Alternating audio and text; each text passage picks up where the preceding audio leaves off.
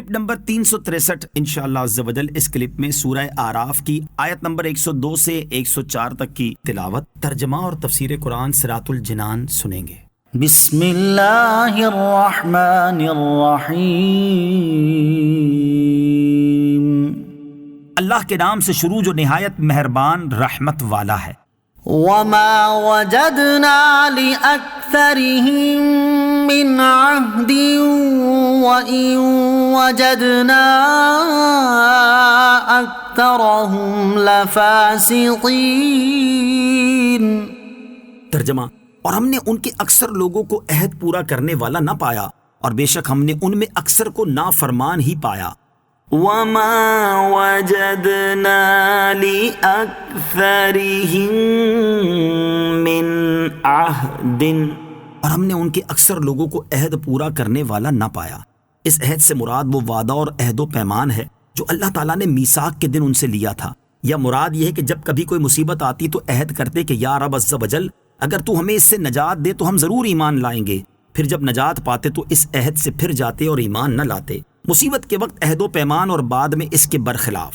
آیت میں عہد کی جو دوسری تفسیر بیان کی گئی ہے، اس کو پیش نظر رکھ کر اپنے احوال پر غور کریں تو معلوم ہوتا ہے کہ ہمارے اندر بھی عملی اعتبار سے ایسی کمزوریاں پائی جاتی ہیں کہ کوئی بیمار پڑتا ہے یا مصیبت میں مبتلا ہوتا ہے تو اللہ تعالیٰ سے عہد و پیمان کرتا ہے کہ اے اللہ عز و جل ایک مرتبہ مجھے اس مصیبت سے چھٹکارا دے دے، دوبارہ ساری زندگی تیری فرما برداری میں گزاروں گا۔ مگر جیسے ہی وہ مصیبت دور ہوتی ہے تو یہ سب عہد و پیمان پسے پشت ڈال دیے جاتے ہیں اور وہی پرانی موج مستی اور غفلت و معصیت کی زندگی لوٹ آتی ہے۔ یہاں تک حضرت نوح، حضرت ہود، حضرت صالح، حضرت لوط اور حضرت شعیب علیہ السلام اور ان کی امتوں کے واقعات بیان فرمائے گئے۔ اب اس کے بعد والی آیتوں سے حضرت موسیٰ علیہ السلام کا تذکرہ شروع ہوتا ہے۔ ثم بعثنا من بعدهم موسى بآياتنا إلى فرعون وملئه فظلموا بها فانظر كيف كان عاقبة المفسدين۔ ترجمہ، پھر ان کے بعد ہم نے موسیٰ کو اپنی نشانیوں کے ساتھ فرعون اور اس کی قوم کی طرف بھیجا تو انہوں نے ان نشانیوں پر زیادتی کی، تو دیکھو فسادیوں کا کیسا انجام ہوا۔ ثم بعثنا من بعدهم موسیٰ، پھر ان کے بعد ہم نے موسیٰ کو بھیجا۔ اس صورت میں جو واقعات مذکور ہیں ان میں سے یہ چھٹا قصہ ہے۔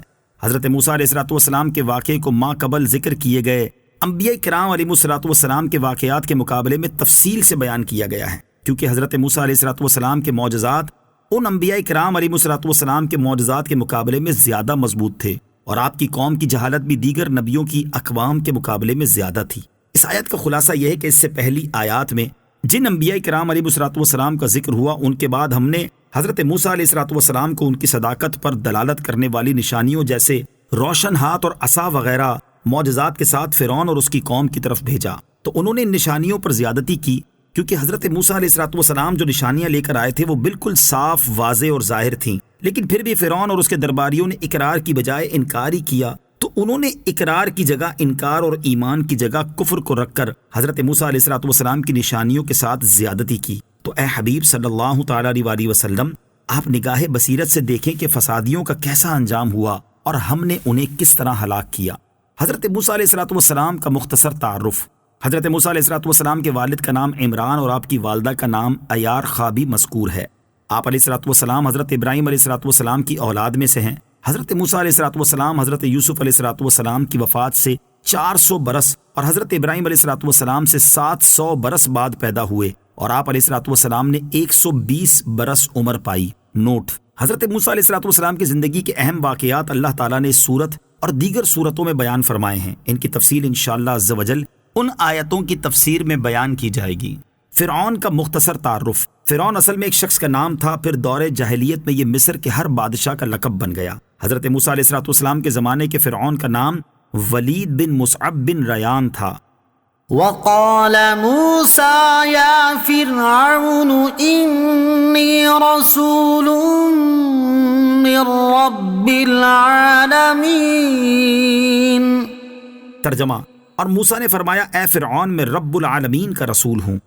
وقال موسى يا فرعون، اور موسیٰ نے فرمایا اے فرعون۔ جب اللہ تعالیٰ کے حکم سے حضرت موسیٰ علیہ السلام فرعون کے پاس تشریف لے گئے تو اسے اللہ تعالیٰ کی ربوبیت کا اقرار کرنے اور اس پر ایمان لانے کی دعوت دی، اور اس سے فرمایا میں رب العالمین کی طرف سے تیری جانب اور تیری قوم کی طرف رسول بنا کر بھیجا گیا ہوں۔ نوٹ: سورہ شعراء اور سورہ طٰہٰ میں اس سے پہلے کا تفصیلی واقعہ مذکور ہے۔